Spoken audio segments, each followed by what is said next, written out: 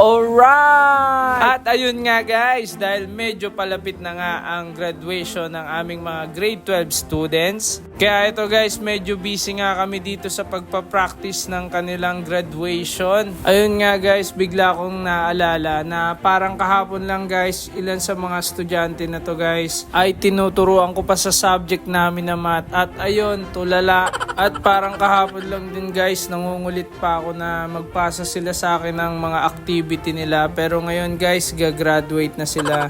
Pero joke lang yan guys. So karamihan sa ating mga estudyante guys ay napakababait na bata niyan. Sa sobrang bait nga nila guys, kahit hindi ka pa matanda ay high blooding ka na. Pero ito totoo guys, biro lang po talaga yung mga sinabi ko. So yung mga estudyante talaga namin guys, karamihan po dyan guys ay mga napakasisipag na bata. At kapag nagtuturo ka nga sa public ay mapapansin mo karamihan naman ng magiging estudyante nyo ay galing sa pangkaraniwang pamilya lang. Pero kahit na ganun guys ay makikita nyo yung determinasyon nila guys na makapagtapos ng pag-aaral at matuto habang nandito sila sa eskwelahan. At syempre guys, kapag ikaw nga yung guro at nakita mo na ganun yung mga estudyante mo, napakasisipag at napakadeterminado, talagang gaganahan ka lalo magturo at magiging inspired ka lalo magturo sa kanila. At syempre guys, di natin kakalimutan ang ating mga co-teachers natin na kasama natin dyan sa pagpa-practice. Mula Monday pa nga lang guys ay nandyan na yung mga co-teachers natin na yan. Talagang napakasisipag guys, nakita nyo naman. At kahit na nga medyo mainit pa yung araw guys ay tuloy-tuloy pa rin yan sa pagpa-practice. Pero syempre guys, di naman po kami nagpapaabot ng tanghali dito dahil delikado na rin para sa bawat isa. So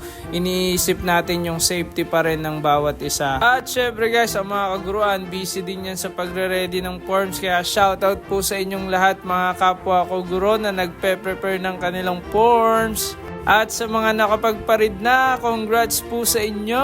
Alright! At dahil nga dyan, deserve mo ang isang buong buwan ng June para magbakasyon!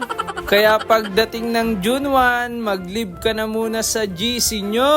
Joke lang yun guys! At guys, salamat nga pala sa inyo dahil ngayon guys ay 2.6k followers na po tayo. Salamat po talaga! Alright!